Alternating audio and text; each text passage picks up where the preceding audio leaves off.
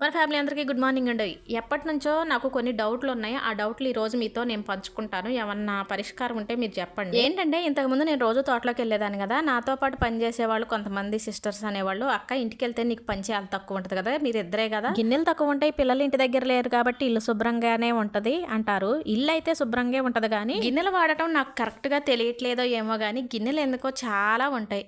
నాకు అప్పుడప్పుడు డౌటొచ్చిద్ది. ఏంటి మా ఇద్దరికే ఇన్ని గిన్నెలవుతున్నాయి ఏంటి? వంటకి, తినడానికి, దేనికి ఏది ఎలా ఎట్లా వాడాలో నాకు తెలియట్లేదేమో అని అప్పుడప్పుడు అనిపిస్తది. ఇకపోతే ఈరోజు కాఫీ ఒక్కదాన్నే తాగుతున్నాను. ఆయన గారేమో ఉదయాన్నే 5 గంటలకు కాఫీ తాగారు. 5 గంటలప్పుడు నేను కూడా బ్రష్ చేసొస్తాను. ఇద్దరం కలిసి కాఫీ తాగుదామంటే, అమ్మమ్మమ్మ నాకంత టైం లేదు.